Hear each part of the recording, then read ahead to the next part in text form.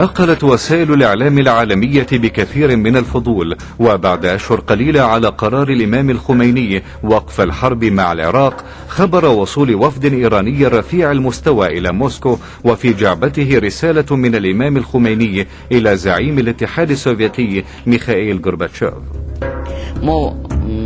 دخلنا الاتحاد السوفيتي ليلا ونمنا ليلة صعبة هناك، وكان لقاؤنا بغورباتشوف صباحا، وكان متشوقا لمعرفة فحوى رسالة الإمام.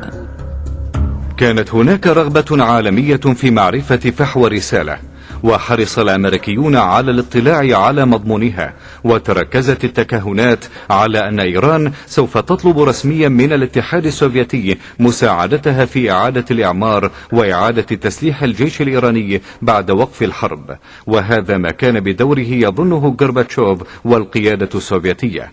ولكن ما حدث فاجأ الجميع. فخامة السيد غورباتشوف رئيس المجلس الأعلى لاتحاد الجمهوريات الاشتراكية السوفيتية، إن مشكلة بلدكم الأساسية لا تكمن في الملكية والاقتصاد والحرية، بل في فقدان الإيمان الحقيقي بالله ومحاربتكم الطويلة والعقيمة لله مبدأ الوجود والخلق. لقد اتضح للجميع أن البحث عن الشيوعية يجب أن يتوجه منذ الآن فصاعدا إلى متاحف التاريخ السياسي العالمي. أما لماذا؟ فلأن الماركسية لا تلبي شيئا من احتياجات الإنسان الحقيقية. لماذا؟ لأنها مذهب مادي، ومحال إنقاذ البشرية بالمادية. لقد وجه الزعيم الصيني الضربة الأولى للشيوعية، وها أنتم تنزلون الثانية، ويبدو أنها القاضية.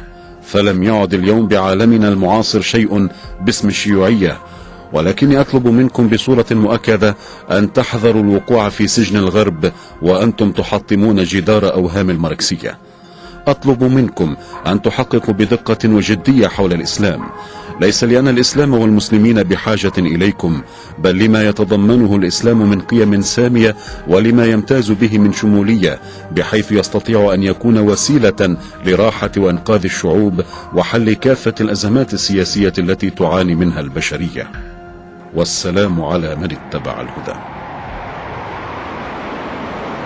عاد الوفد الإيراني إلى طهران، وتأخر رد القيادة السوفيتية على رسالة الإمام الخميني، وأخيرا وبعد مرور شهرين وصل وزير خارجية الاتحاد السوفيتي إدوارد شيفاردنادزي إلى طهران، وبجعبته جواب على الرسالة.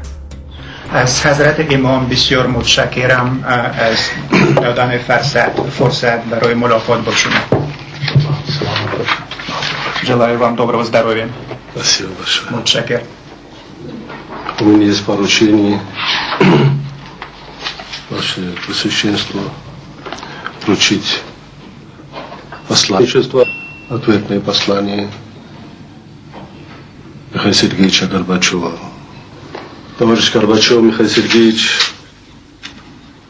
указывает послание, что ваше обращение к генеральному секретарю ЦК КПСС наполнено глубоким философским смыслом. Все советские руководители, все члены советского руководства ознакомились с текстом вашего послания. Безусловно, со многими фундаментальными положениями мы согласны, по некоторым можно и спорить.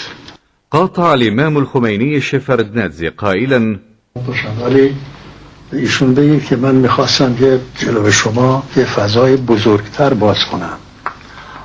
Спасибо за это послание. Передайте ему, что я бы хотел поговорить с ним в более общем плане. Но тем не менее, на то свое послание я ответ не получил.